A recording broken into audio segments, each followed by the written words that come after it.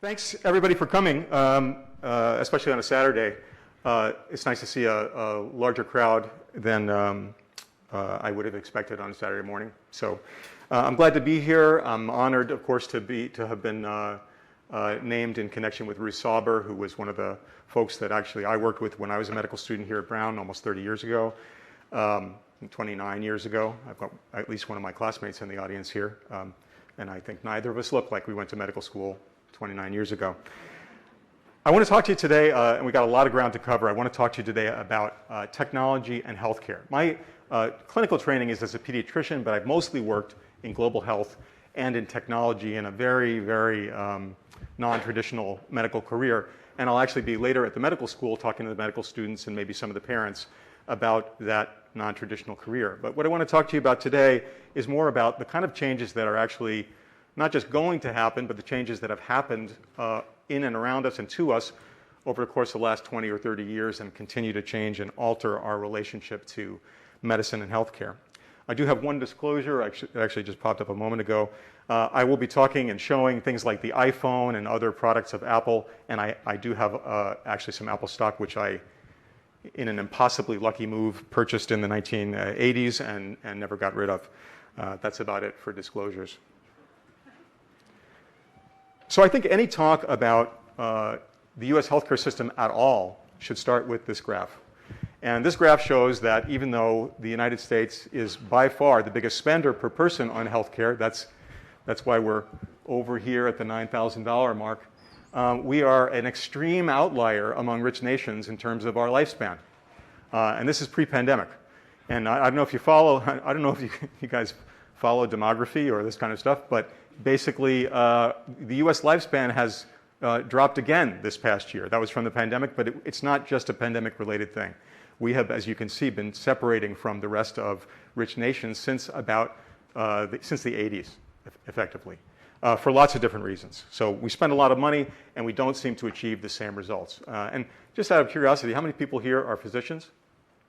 All right, so a fair number. And how many folks are medical students or parents of medical students? Couple of those too. So we're talking about the system that we are in or that we are about to launch a career in. I'm going to go through this in 3 chapters. The first one is Barbarians at the Gate, and I'd like to talk to you about something called disruption theory. Show of hands, anybody know what disruption means? Okay, a couple, so I'm glad I'm going over the topic. And I always start with this quote: people don't want to buy a 1/4-inch drill, they want a 1/4-inch hole. This is from Ted Levitt, who's passed away but was a famous economist. And this tells me a couple things. One, it tells me that Ted Levitt was not really like a home handyman kind of guy, because there's no really such thing as a 1/4-inch drill, right? You have a drill and you buy a 1/4-inch bit for the drill. But, so obviously he's kind of a nerdy, maybe economist guy is how I picture Ted Levitt. But his point, I always think of this point when I have physician colleagues who tell me things like, well, what patients really want is to have a good relationship with their doctor. And I think, is that really what patients want, to have a good relationship with their doctor? Which is kind of like saying, like, what I really want is to have a good relationship with my auto mechanic, right? Or would I rather just prefer not to have a relationship with my auto mechanic at all, if that, in fact, was an option, right? Let's not confuse the method that we get the thing we want with the thing that we actually want. Now, in terms of disruption, everybody, of course, is familiar with the word disruption, right? Obviously, if someone pulled the fire alarm, that would disrupt this lecture. That is definitively not what we're talking about here. So the second definition provided by the Oxford Dictionary is the one we're talking about here: radical change to an existing industry or market from technological innovation. And nowadays, people are almost always talking about IT disruption, right? Digital disruption, because that's basically IT is the thing that's disrupting the most stuff nowadays. But it doesn't necessarily have to be. And so, in fact, I'm going to start, even though I love that they specifically focus on no industry, including healthcare, being immune to digital disruption. We're going to start a little bit further back talking about this. So this is a classic example of disruption, and it will become plain what I'm talking about. This is steel making. So if we go back about 100 years, this is a schematic, sort of a map of the Lackawanna steel plant in Buffalo, New York, about 100 years ago. And 100 years ago, this was the epitome, the absolute peak, the acme of steel-making technology at the time. They used something called a Bessemer process. They had an integrated plant that involved tens of thousands of people and hundreds of buildings, and a very, very complex operation. Again, the height of the industry at that time. This is something called a mini mill, and this was technology that came out in the 1960s. So whereas at the Lackawanna plant, they took steel that had been, or rather they took ore that had been dug up out of the ground.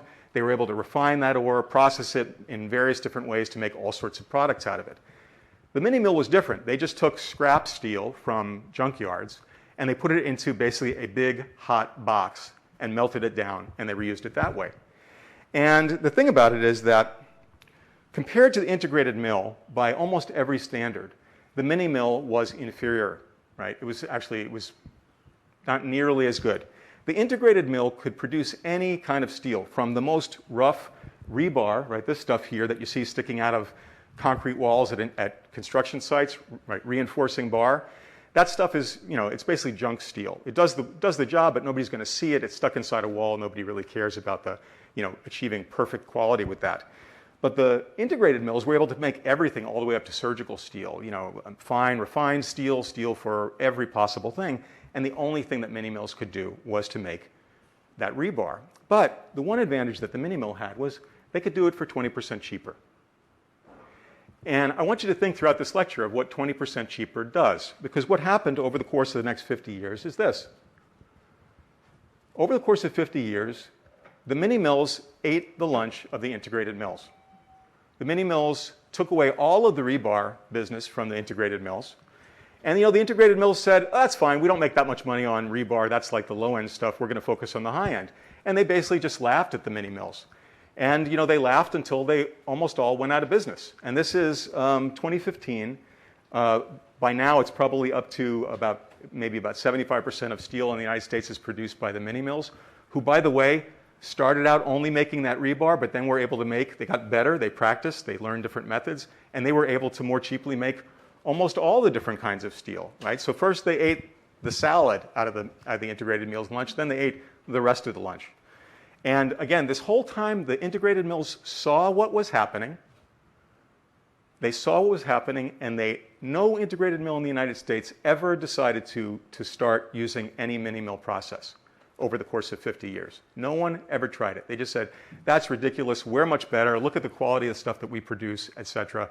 And they focused on their high-end customers, and they ignored this threat for the entire existence until, again, the US steel industry is a tiny shadow of its former self.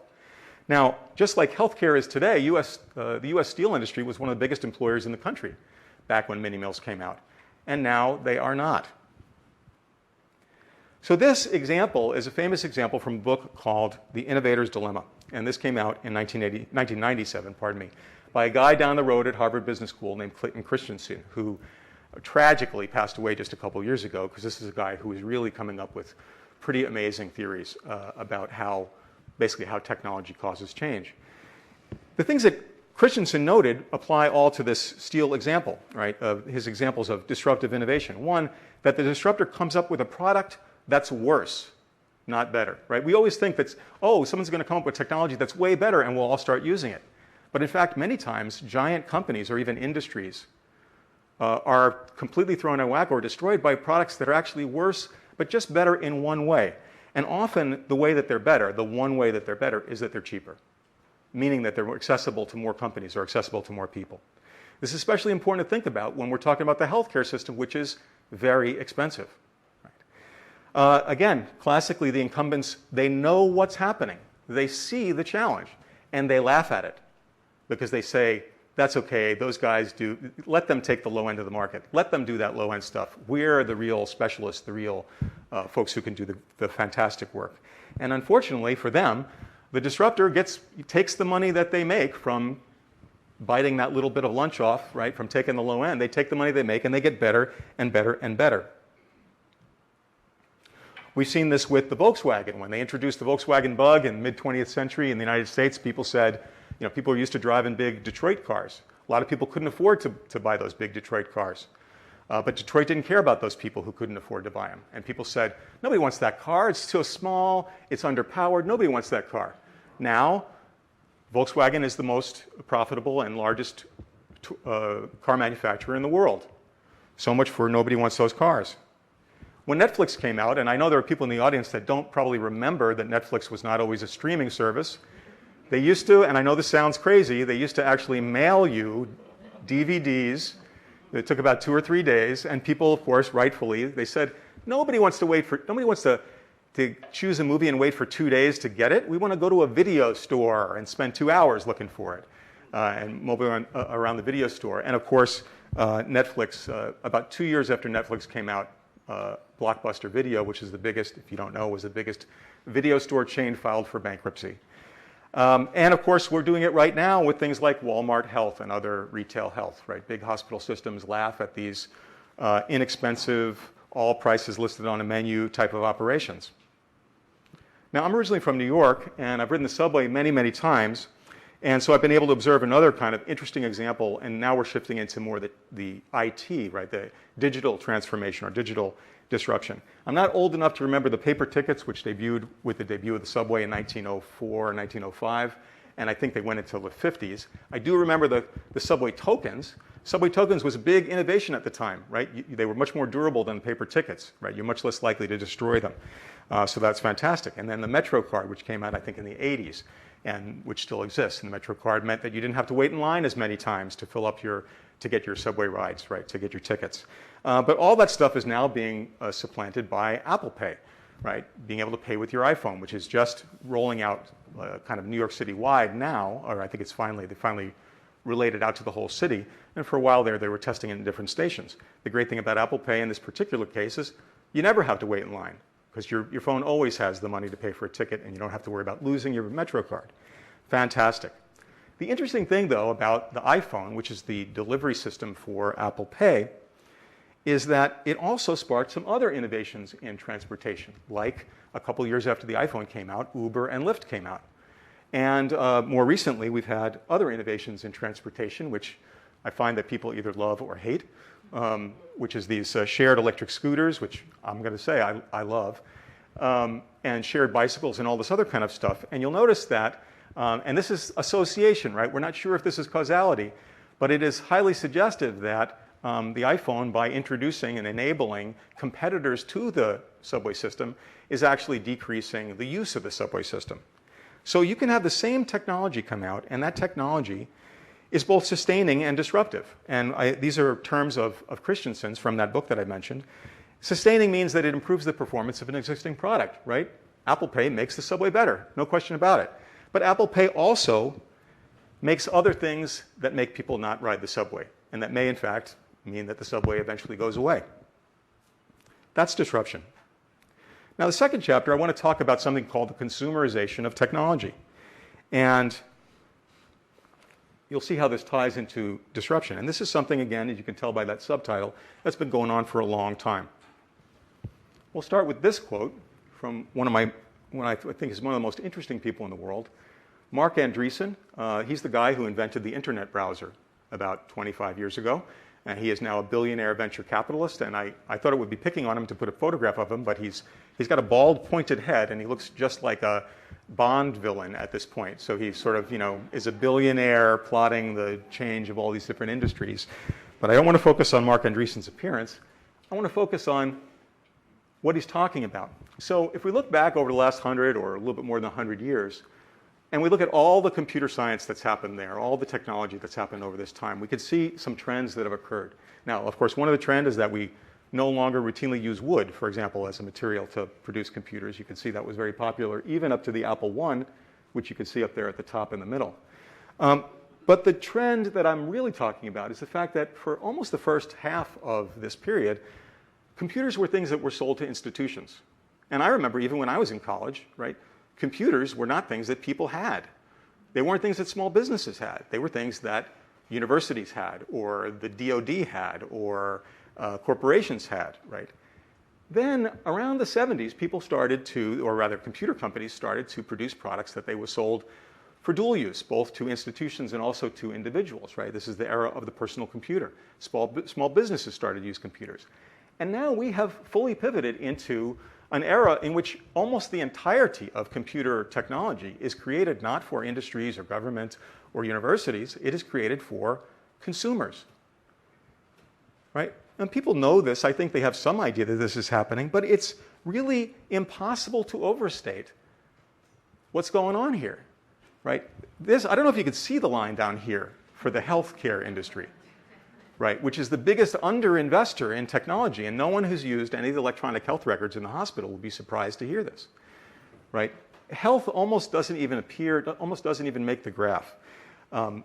We are spending an enormous amount of money on consumer health. That is to say, consumers spend a huge amount of money on information technology, far, far more than the healthcare system spends on technology. In fact, far more than all the categories you see there combined, including telecoms. I mean, telecoms is just IT, right?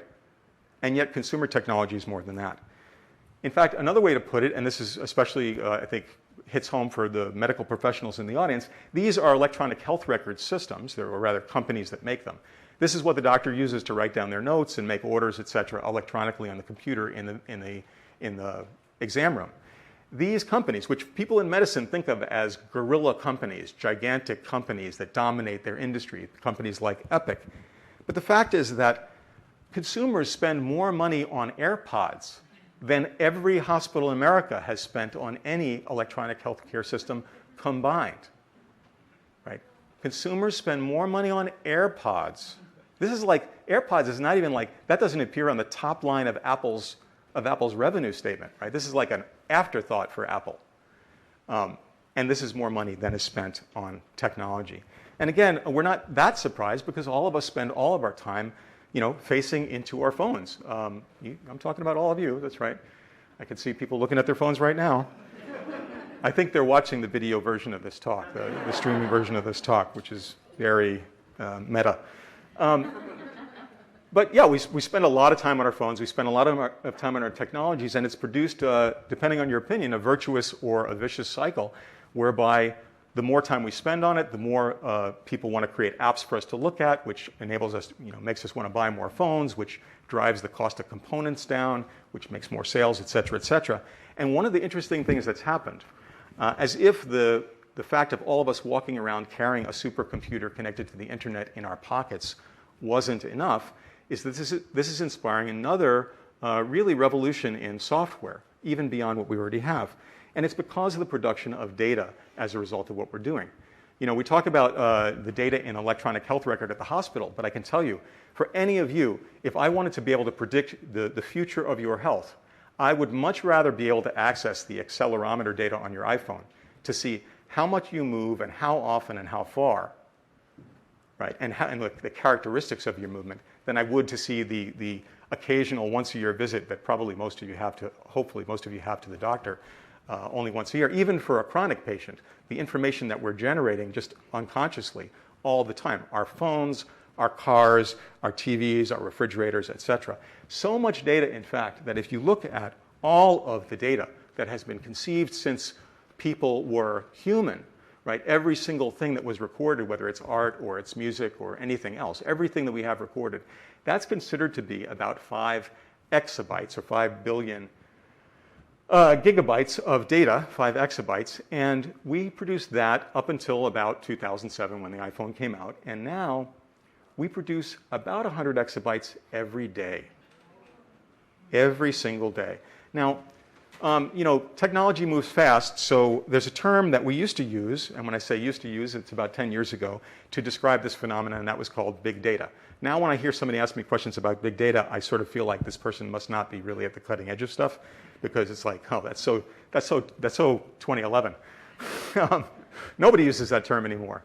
Back in 2011, McKinsey did a report on this big data, on this unexpected, unanticipated generation of all this enormous quantities of data. And basically, the important thing about what they said was, oh, big data is data that's really hard for us to do anything with. Right? It's just so big, we can't analyze it. We can't use any of our tools, right? This is the thing. The most important defining characteristic of big data, according to McKinsey in 2011, was you couldn't use it. You couldn't do anything with it. And yet, not very much after that, down in 2017, this is only 6 years later, The Economist comes around and says, well, now, even more valuable than oil, the world's most valuable resource isn't oil, it's data. So the question, and in fact, some people, I think, really went out on a limb and said data is the new bacon, which I'm ambivalent about, but I want to put it out there.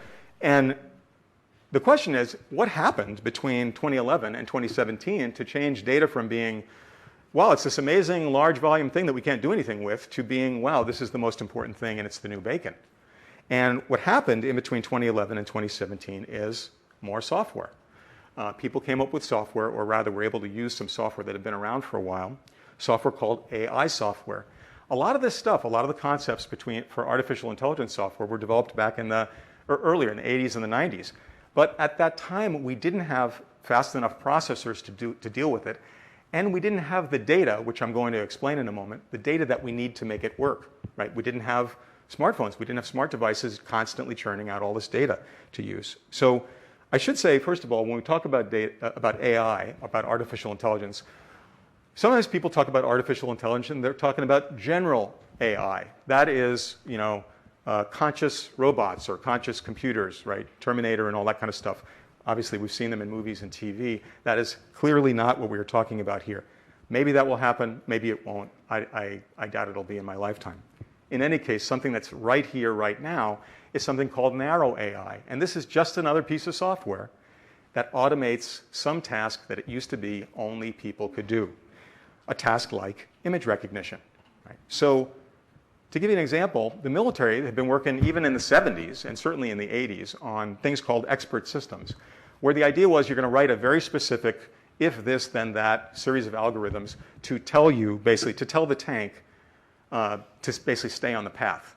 Now, this is pretty easy with a highway, right? But if you're in some area where everything looks like red dirt, right? Think about trying to write down a set of instructions for someone who's coming behind you to explain to them how you know that this is the path and that's not the path.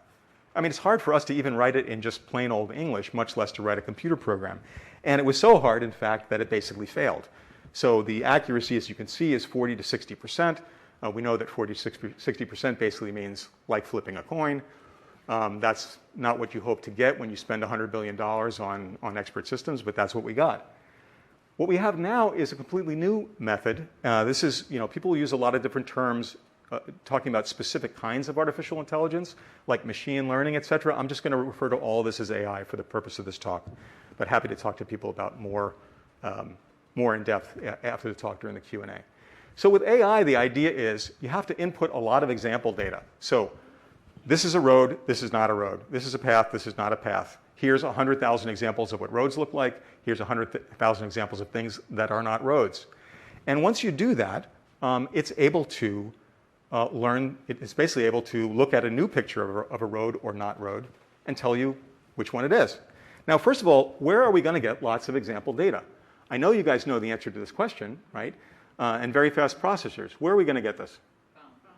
Well, from the phone, meaning we're going to get it from the consumer side. Where are we not going to get it? We're not going to get it from the health side because that's that tiny little graph, right? That's a tiny little graph where we're not producing much data, right? So we have data for health, but we have way more data for the consumer side, and that's where most of the advancement's been happening. And as a result of this advancement, I mean, enormous steps forward have been made and enable us to tackle some of the most difficult problems ever in computer science, even the most complicated things. And of course, I know everyone knows what I'm going to show here because this is the thing that we've wrestled with for 50 years, which is, this is basically the Olympics of image recognition. How can you tell the difference between a Chihuahua and a blueberry muffin? And I mean, let's be honest. I mean, some of those images, I'm not sure, and I'm standing right next to the image. You can imagine what those expert systems. I mean, how could you write an algorithm to explain? Well, if it's got 3 dots, no, scratch that. If it's tan colored with black, no, scratch that. Right? It's very difficult to do, and yet, with this new system, in which we basically just feed lots of sample images in, we find that this has better than 95% accuracy and growing all the time. Basically better than human accuracy, right? The system will know. And I don't know if you realize this, but this is rolled out to all of us on all of our phones, Android, iPhone. If you go to your Photos app, you can type in tree, and it'll show you all the pictures that have trees in it, or baby, and it'll show you all the pictures with babies in it. You can even type pine tree, or or Chihuahua dog, and it'll show you all the pictures that have that without any labeling at all, because of the AI that is running behind the scenes on your device, or in some cases in the cloud connected to your device. The thing about this is that the more data you can put into this box, into this algorithm, the better the result is. And that means AI is getting better faster in some sectors, and these are the sectors that have the most data. And again, we know what sectors those are and are not. So we are surrounded, as consumers, we're surrounded with amazing, amazing information technology in almost everything that we do commercially, right? If you get Netflix recommendations of movies, if you have a BMW that tells you when you're veering out of your lane, if you are on Spotify and it recommends songs to you, everything from recommendations, stock picks, sales things, all this stuff is, again, it's not the future, it's what's happening right now. I was at a panel discussion with someone a month or two ago, and someone said, well, you know, we're not really sure what kind of technology will come down the road for healthcare. And I said, yeah, we're sure. It's whatever retail is doing right now is what healthcare will be doing 10 years from now, right? Because healthcare is always behind the times when it comes to information technology. Now, a book came out a couple years ago which I thought phrased this kind of well. It helped me to solidify my own thoughts about this. The book was called Prediction Machines, and they said, really boiling it down, that computing, right, the advent of computing was a revolution in cheap math, right, the ability to just do mathematical equations very quickly, process them, and that AI is a revolution in what they called cheap prediction, right. To me, this language is a little bit awkward because what they're saying is you show it a photo and it will predict whether that's likely to be a Chihuahua dog or a blueberry muffin. Again, that doesn't really, to me, sound like plain English, so I prefer to say it's a revolution in cheap expertise, because most of the time, that's what we mean by expertise, right? You know, if you were living in Downton Abbey days and you happened to be like Lord Grantham or something, you could probably hire a human to, you know, curate your library and sort of tell you what other books you might want to read. But nowadays, we just have to go to Amazon, and Amazon does the same thing for us, right? You could have had a book expert doing that for you. Now we have that expertise available to us all the time through this AI revolution that's going on. Well, what about for health? How many people saw either this Nature article, which came out in 2017, or maybe more likely the New Yorker article that came out in 2017? So not too many in the room, right?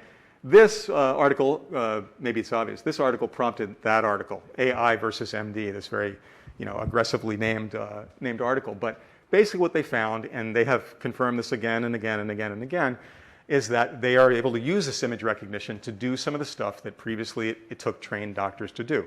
Certainly not everything, but some things.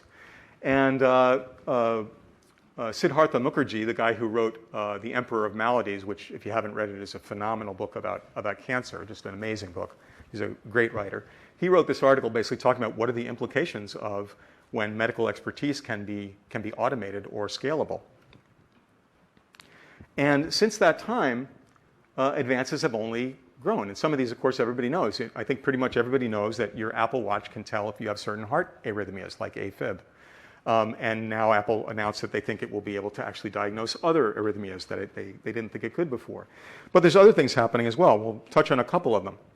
So this is IDRX, right? So IDRX is a system that takes a picture of your eye and looks at the picture and says whether you have something called diabetic retinopathy. Diabetic retinopathy is something that you get when you have diabetes and the back of your eyes, the retina, starts to have problems. And previously, that diagnosis could only be made by an ophthalmologist, right? A very highly paid, very highly skilled physician. This machine doesn't make a suggestion. It doesn't say, I think that this is diabetic retinopathy, and show it to the ophthalmologist to then confirm. This is cleared by the FDA to make the diagnosis without a doctor. And what the company is now positioning this as something that they will sell, as a business decision, sell to primary care in places where they're dealing with a lot of diabetics, so that the primary care doctor can just, you know, oh, go sit down at that machine, okay, and then they look at the readout. But the primary care doctor isn't actually doing anything. And you could easily imagine that they might put a machine like this at some point when the price drops right next to the blood pressure cuff in the CVS drugstore. Right? Oh, I'm just worried whether my diabetic retinopathy is advancing. I better sit down in that machine while I'm waiting for my prescription and find out. Again, something that used to take, you know, years and years and years of education to be able to do. Another of my favorites is Walbot. I was talking about this yesterday with some friends. Walbot is an automated chat system. Originally, it was on Facebook chat. I think it's now on a couple different platforms. And it does something called cognitive behavioral therapy, or CBT. This is a kind of very algorithmic therapy that you do for people often for people who are depressed. And it's a way of making them sort of change the pattern of their thoughts. So one psychologist, who's now the head of this company, thought, this is so cookie cutter, this type of therapy, like what the patient says and how we respond. We should probably be able to automate this. And it's still early days, but as you can see, even within the field, within the mental health field, they're saying sentences like, it's possible to contemplate a time in the future when therapists have gone the way of bank tellers. Now, I will say that they've only done a couple studies of Walbot in which they found that it was as effective as a human therapist in reducing the symptoms of depression. And it's actually quite interesting also when you look at the surveys they do of the patients when they ask them questions like, do you like Walbot? Yes. Do you think that Walbot respects you? Yes. And you're like, it's almost like a sort of, what do they call it in literature? Willing suspension of disbelief. Like that Walbot is not a conscious creature, but when they say, do you think the robot respects you? Yeah, it feels like the robot respects me. I like that robot. And there's plenty of other things as well. And what's interesting to me is where they are and who they're positioned to be sold to. So Walbot is a direct-to-consumer thing. Obviously, the Apple Watch is also a direct-to-consumer thing. The diabetic retinopathy, as I mentioned, is being sold to primary care providers, but I think it's just a matter of time before it winds up being a direct-to-consumer thing, as well as things like identifying, do I have melanoma? What's this thing on my hand? Like, should I be worried about this? Maybe should I go to see a dermatologist about it? Kind of that first line of diagnosis. And then there's other stuff that's, I think, even more interesting. Radiology was one of the first fields they started applying this image recognition to, and that they've made a lot of the progress in. But some stuff has happened along the way, like ResApp. So ResApp is, this is a group of Australian researchers, docs and PhDs out of Australia. They started a company, and what they are doing is they said, as a doc, if I think a patient might have pneumonia, what do? I listen to them breathing. I use a stethoscope, and I listen to them breathing. And I know, because I've listened to many examples of people breathing, if it sounds like it's pneumonia, and certainly if it sounds like it's not normal. And they said, well, we ought to be able to automate that, because it's not just image recognition that AI does, it's pattern recognition, right? It's identifying whether something is like these examples or it's like those examples. And so they have a smartphone app, which they're now in the process of testing. And the smartphone app, if you think if your kid has a fever and they're coughing, they breathe in front of the smartphone app, and it says, do they have croup? Is it lower respiratory tract disease? Is it pneumonia? Whoa. Yeah, whoa. Whoa. I mean, now as a pediatrician, I could tell you that, this is something that we do all the time in the clinic. But if they can automate this will not be something that we do all the time in the clinic. And probably more interestingly, there's all this talk about whether or not we're going to need radiologists because AI will be able to read the x-rays. But this does an end run around the whole thing, right? This basically says, well, we don't need to take the x-ray in the first place because we found a better way, a less invasive way, a less harmful way to diagnose pneumonia in the first place. And this, I think, is one of the most interesting things about AI, which is that it enables us to look at these scads of data, and they reveal things about us and our health and our world that before we never really thought there was a connection. Even in a situation like ResApp, where the connection was pretty obvious, we've known for a long time that your breath sounds different when you have pneumonia than otherwise. We just never didn't realize we could actually automate it. Now, it's not all about AI. There's lots of other apps that are changing healthcare that don't involve AI at all. For example, and I love this middle app, which for about a year I mispronounced in public presentations as NewRx. If you know this company, it's pronounced NewRx.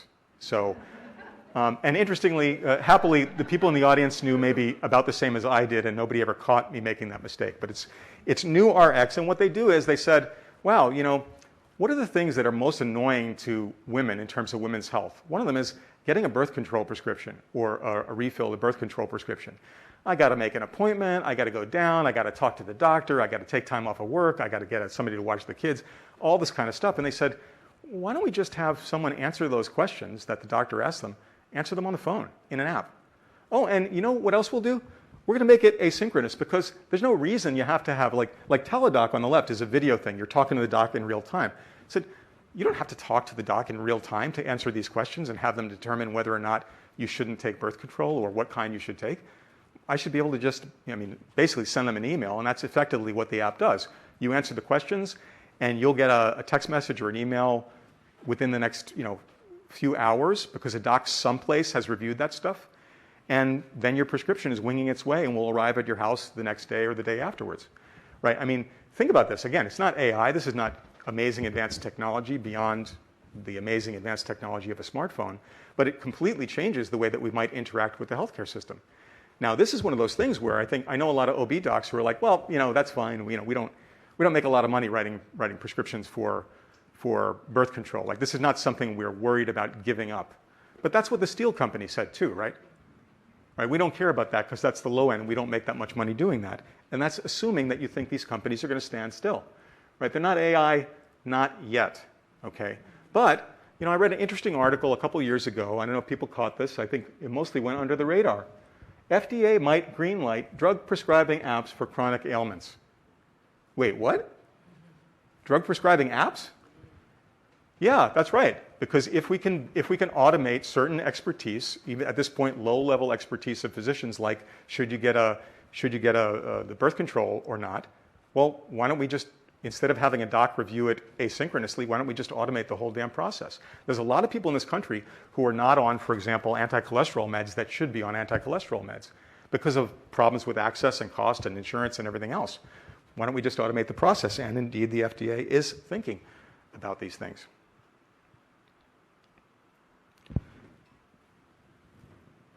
Where the puck is going.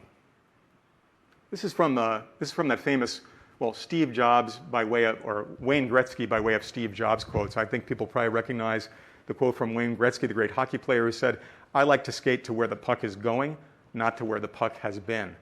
And Steve Jobs used that same quote when they released the iPhone, talking about how they were trying to leapfrog over the aspirations of other phone makers at that time.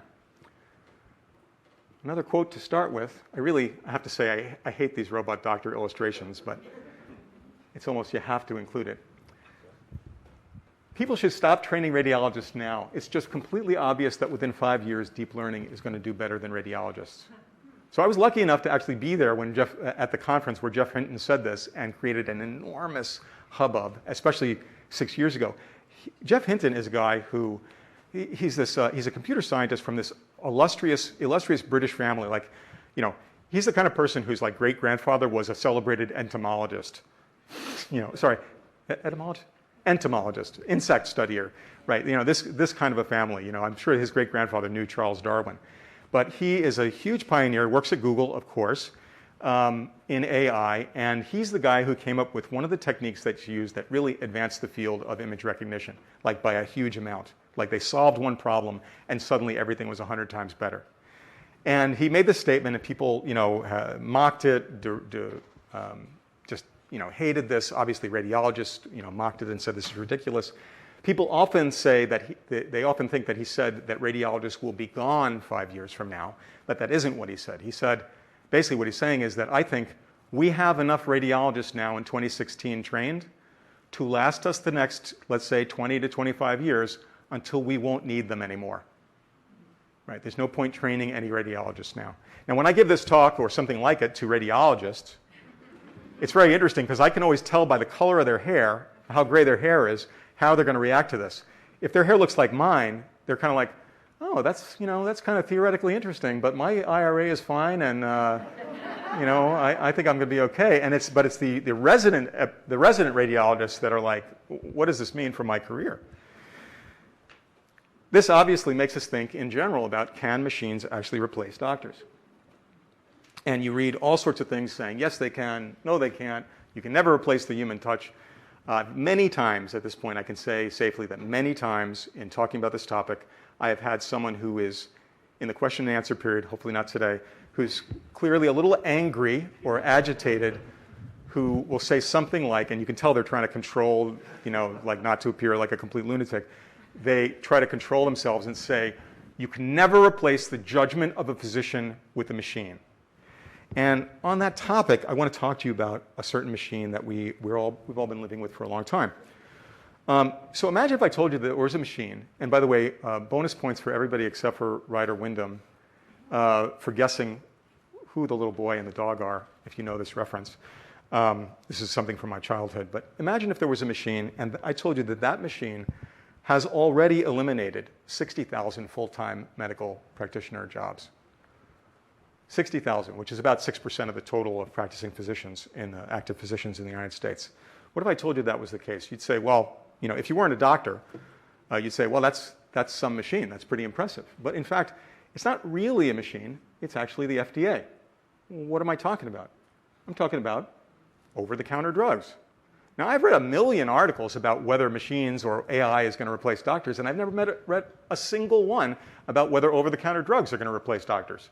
And yet, the fact is that since 1976, with about 124 different active ingredients that have switched from requires a prescription to doesn't require a prescription, Booz, what's now Booz Allen, made a report back in 2012, almost 10 years ago, saying if we didn't have these over-the-counter drugs, we'd need an extra roughly 60,000 physicians to make the appointments to see these people, to give them their currently over-the-counter drugs.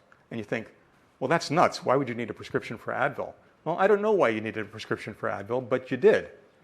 And now you don't any longer. And again, we're not talking a trivial amount of full-time equivalents, right? We're not talking a trivial amount of jobs. We're talking 6% of the total, and that's the FDA without trying.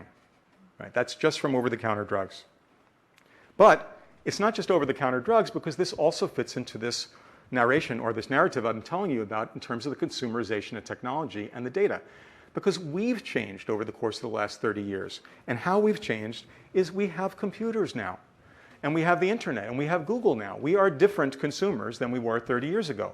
I mean, I remember when I was a kid, if you wanted to know something or look it up, you had to go to the library and maybe even ask the librarian to show you the Dewey Decimal System in the wooden card files, right? That's how old I am, right?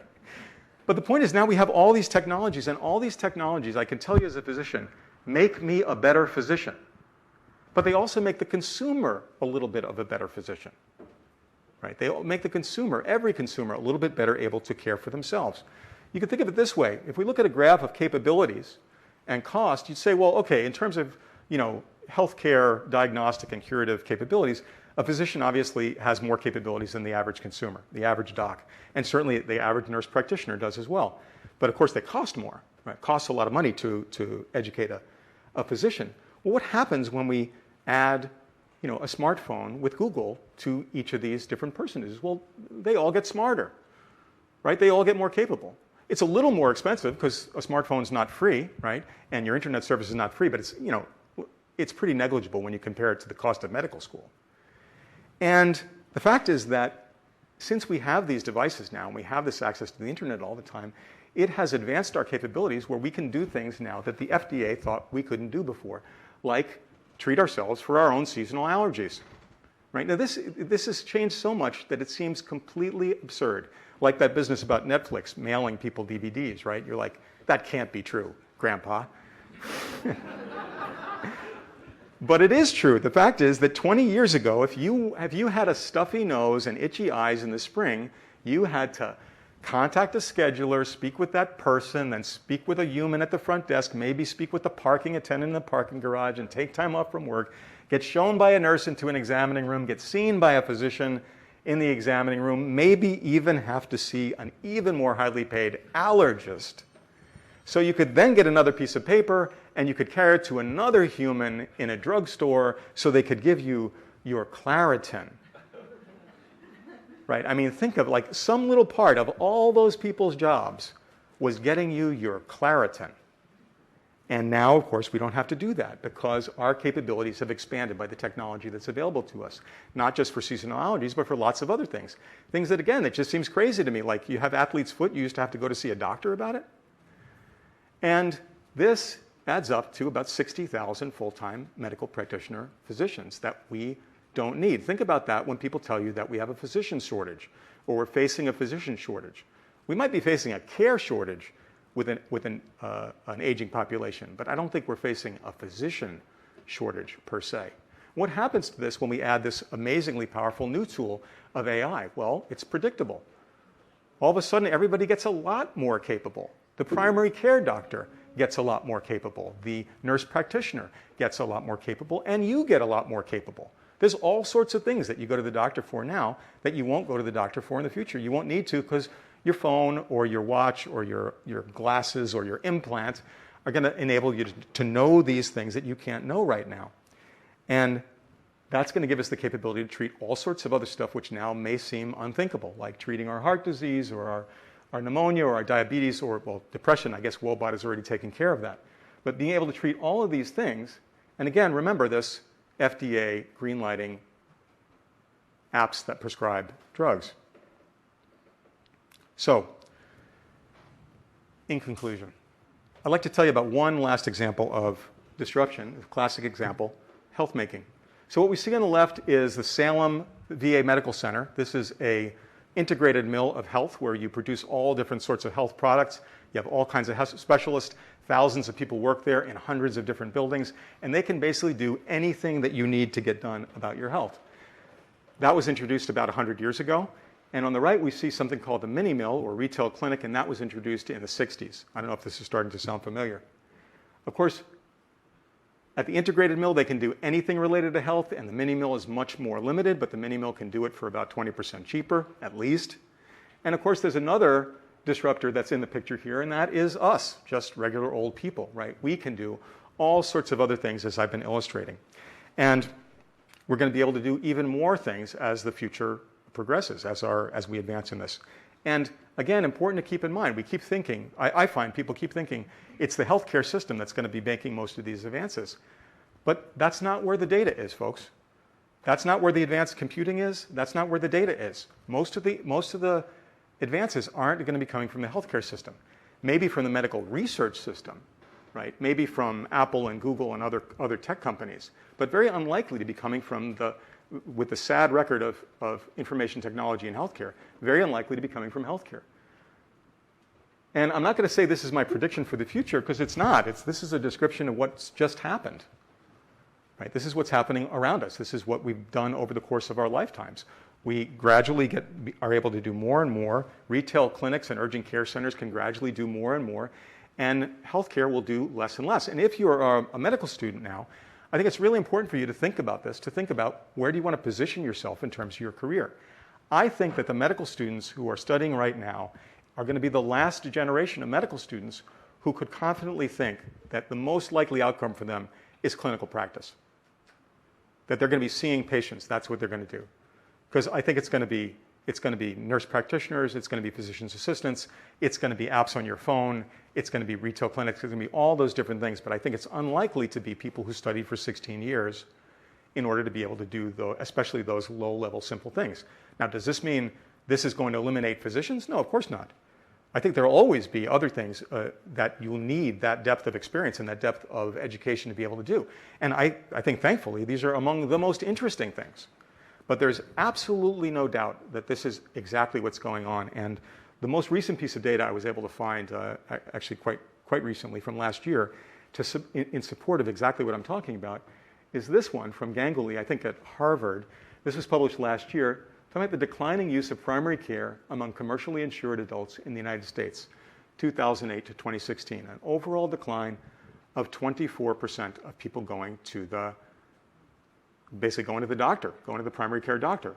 Why? Well, I mean, it could be because the primary care doctor is expensive. People don't want to pay the copay, or maybe they're not insured. Lots of financial reasons you might not want to do that. But what they noted in the discussion was that this was especially true for younger adults who are increasingly comfortable with online self-care. Right? They just go to the internet. They just go to an app.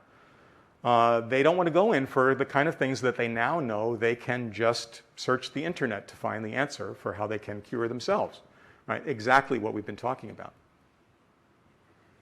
So again, this is not the future. This is the past and the future. Now, we talked about a lot of stuff over the course of 48 minutes. I put some slides here just to remind you about all the things that we've shown there. Again, we talked about just examples of what disruption is. We talked about the consumerization of technology and how now almost all the great tech and almost all the great data to power AI is in the consumer side. We talked about software changing the world, just how this has completely changed how people look at their health, especially younger people, and how that's already, along with actions by the FDA, with regulation, et cetera, this is already changing the way that people basically get healthy when they're sick or stay healthy when they're already healthy. I would be happy to take questions. We have, again, plenty of time for questions. And I know we have a microphone, which I'm going to carry around to different folks so they can ask them. Oh, and thank you for your attention.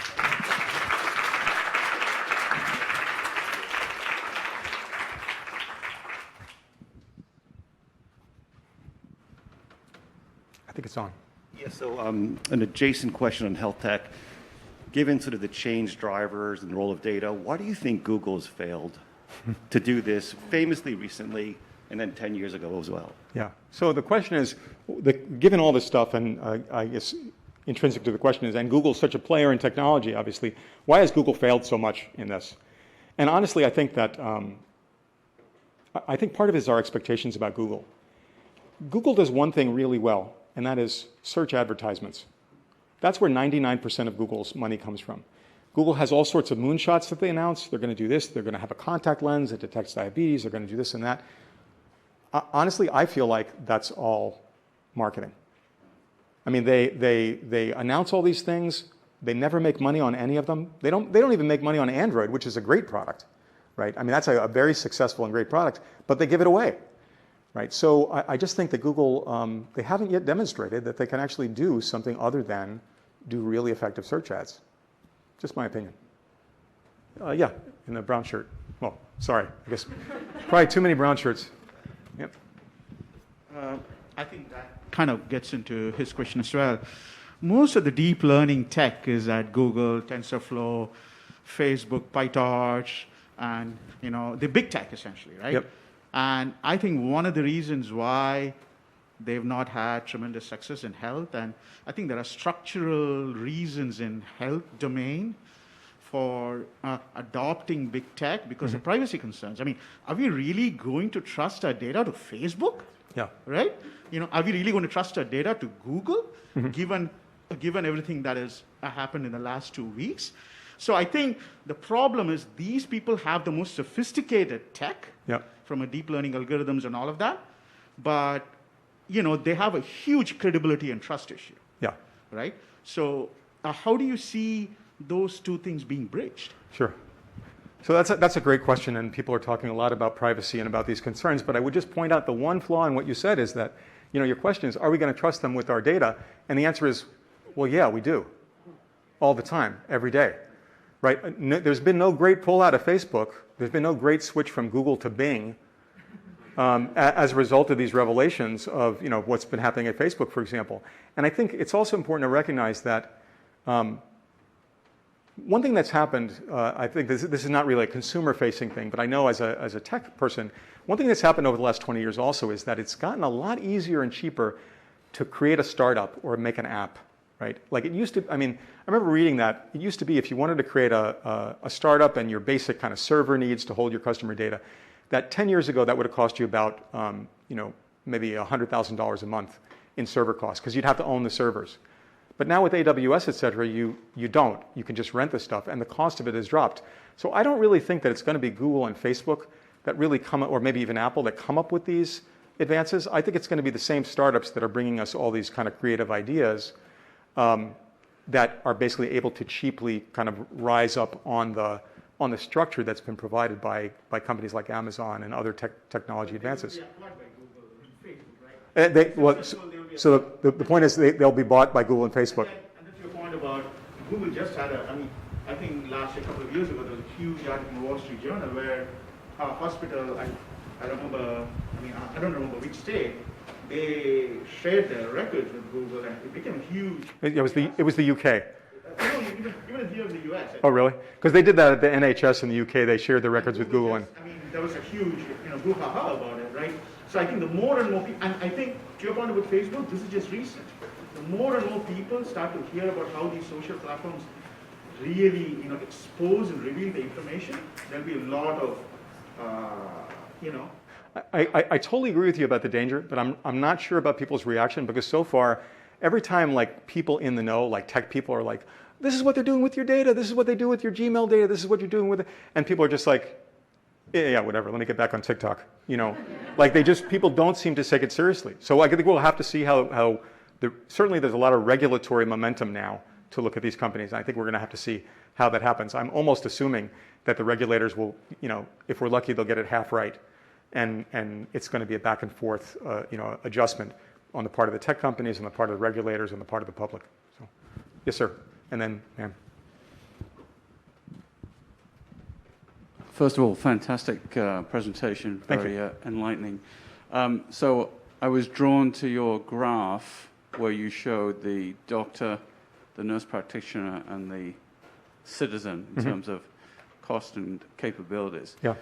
What I didn't see on that graph is all of this innovation, particularly AI and apps. Is it going to bring down the overall cost of healthcare?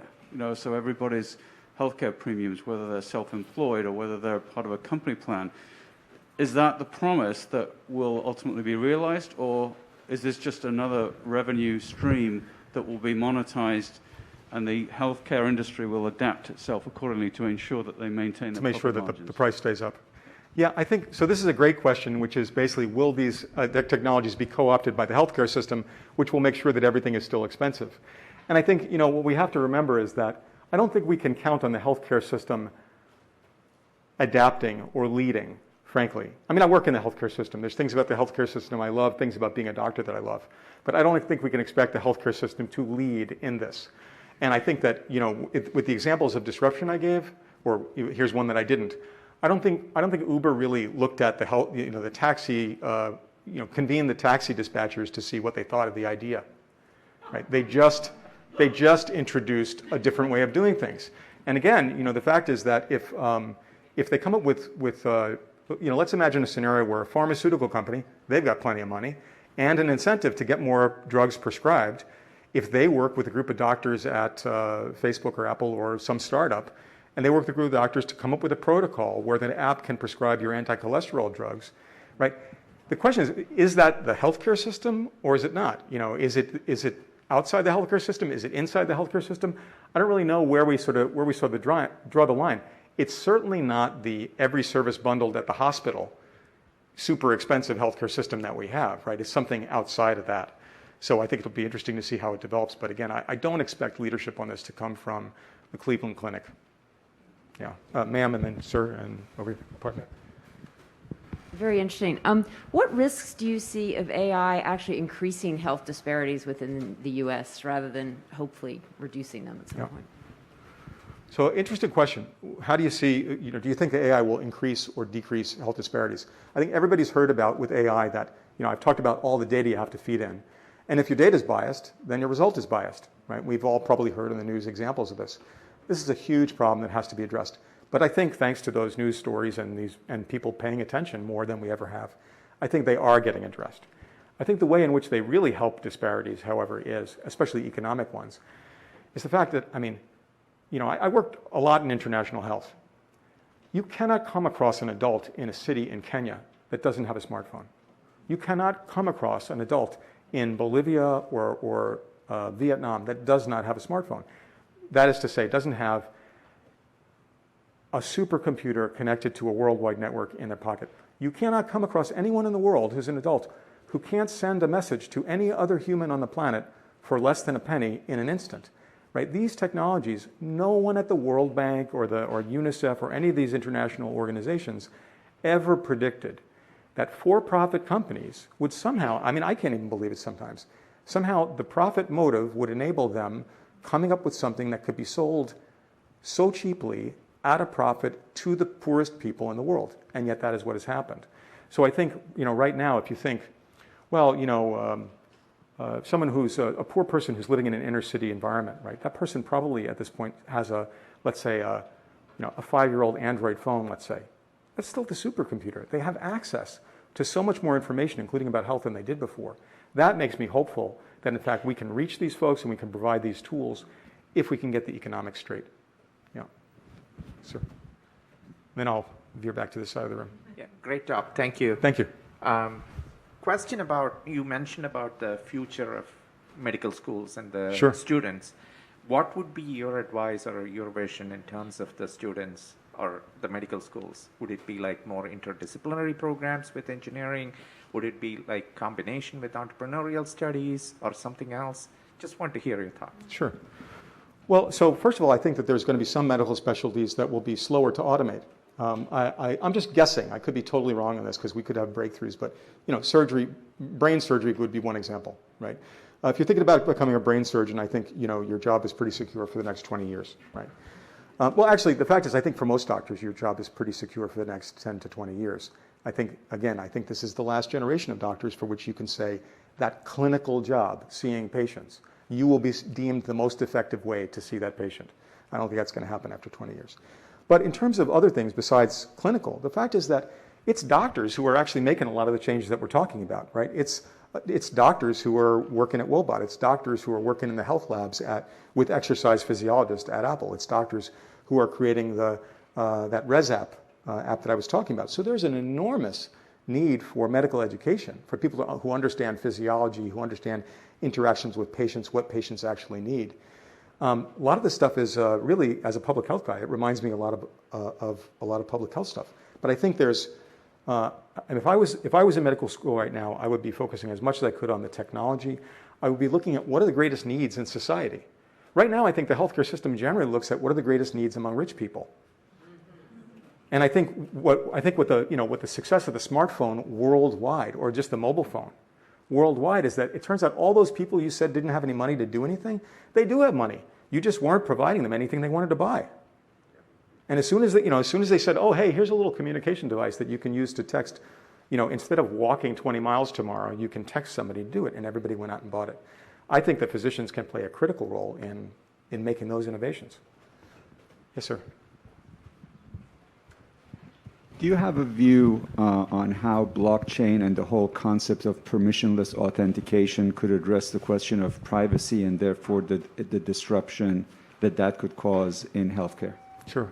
So the question is about how blockchain fits into this. And I have to say, I'm not really a blockchain expert. I'm kind of like the tech guy who's like, blockchain sounds like a database to me. I'm not sure what, I get what they're talking about, but I have to admit, I haven't really taken it to the point where I can kind of fit it into where this goes. I don't know if you have any thoughts yourself. I think it could be quite revolutionary. I think that blockchain will disrupt any business model that is focused on the concept of trust, because the notion of permissionless authentication basically takes away the need for an intermediary to opine. So no centralization. Yeah. So I think that areas where trust is important, financial services, healthcare, the legal profession, are ripe for disruption because they haven't changed in hundreds of years. Right. Yeah, I think the tricky thing will be, as we've seen with even just simple information technology in healthcare, I mean, we have amazing information technology like this. It's out there, it's available to buy. We just can't seem to get the healthcare system to use it, right? They just have all these antiquated systems. So even with blockchain, I wonder, is it going to be the healthcare system, or is it going to wind up being some startup or something outside the healthcare system that is also addressing health? Our healthcare system is motivated and stimulated by therapeutics and interventions. It always has been, and it's different from the rest of the world. What incentives are there to use AI for prevention? Because I think that's where we all know the patient doesn't really want a relationship with the physician. The patient wants health. And we've known for a long time that we do a particularly poor job in this country in that preventative step.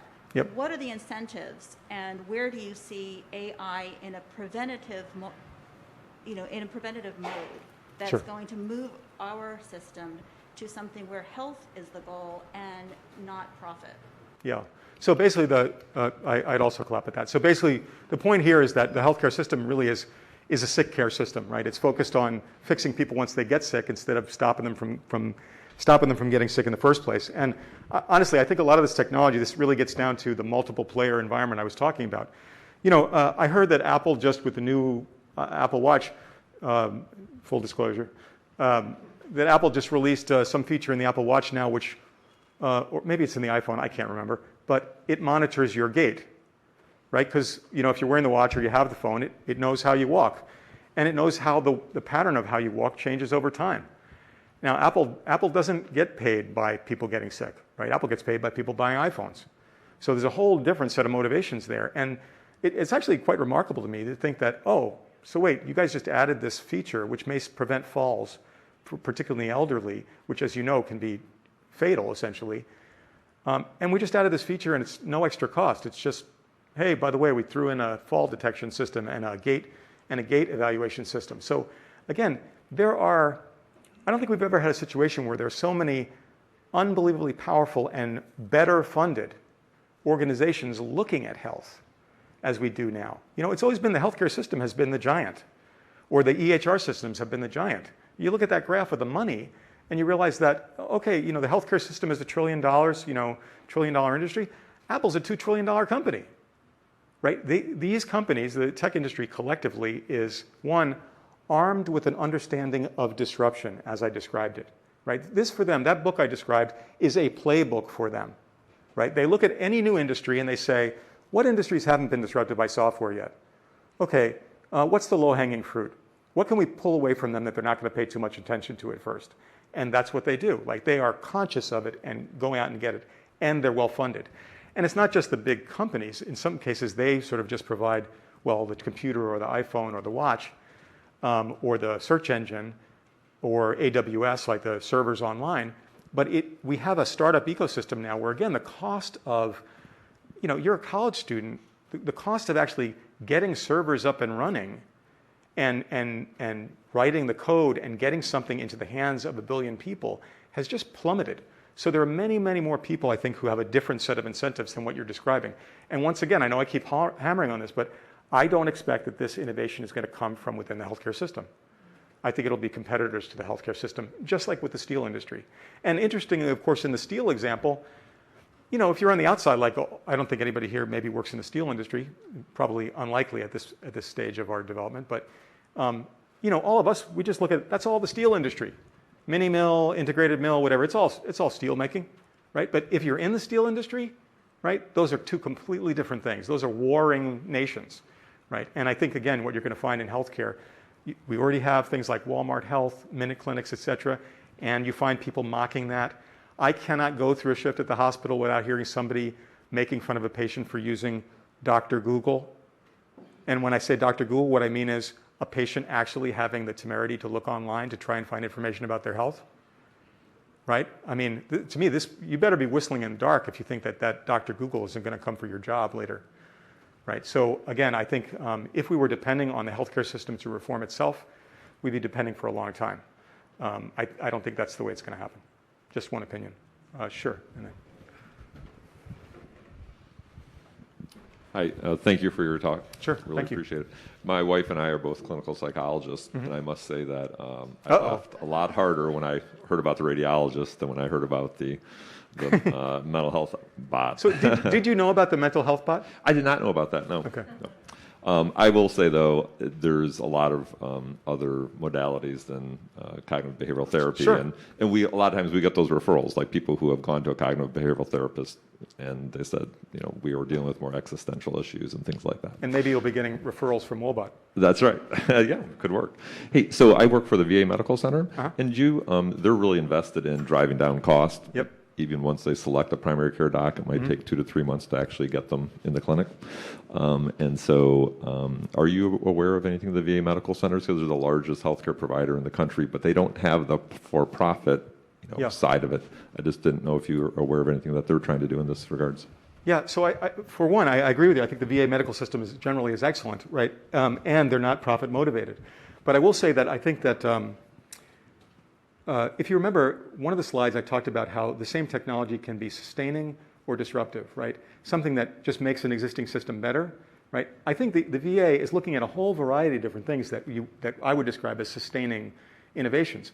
Ways in which we fundamentally keep the same thing. The doctors are going to see the patients, maybe we'll have some nurse practitioners, this is the way we're going to do things. Things will pretty much stay the same as they have always been, but everything will be a little cheaper and run a little faster, right? We'll make things a little electronic. Those are good innovations, right? They make the patient experience better, just like Apple Pay, or for that matter, the Metro card, makes the subway experience better. but they don't fundamentally change things. And to me, that kind of thinking is, I think of this as, I don't know if people remember the Jetsons. Do you remember the Jetsons? Right? So the Jetsons, if you don't know, this was a cartoon back, it probably started in the 60s, but this was a spin-off of a show called The Flintstones. The Flintstones was about a Stone Age family, and the Jetsons was about a super space age family that was supposedly, I now know from looking this up on Wikipedia, living in 2062, not that far in the future. And the Jetsons had flying cars, and they had all this advanced technology, a robot maid, and all this kind of stuff, right? But the thing about the Jetsons, right, this was the vision from 1962 of what 2062 would be like. And you know what? We're going to have amazing technology in 2062, flying cars and stuff like that. Oh, but by the way, everyone's still white. Yeah, and you know where George works? George works at a manufacturing plant. And you know where his wife works? She doesn't. She's back at home, right? And oh, and by the way, everyone's white except, I should have said, except for the housekeeper, who's a robot, right? So the thing is, to me, Jetson's thinking is this kind of idea that we're going to have these incredible technological changes, and somehow that's not going to change the structure of society.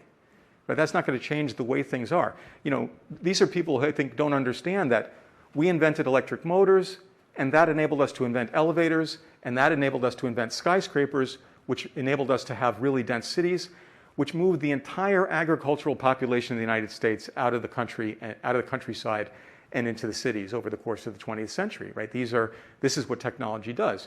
You don't just get the technology without these kind of massive changes. That's the kind of disruptive changes I'm talking about. Right now, I think, from what I know, and I'm not an expert, from what I know, the VA is very laudably pursuing lots and lots of tweaks, basically, to make things better, but not major stuff. Yeah. That it? Nobody? You have a question? No. Oh, you're telling me you're okay. Guys, I think they need the room. Thank you very much.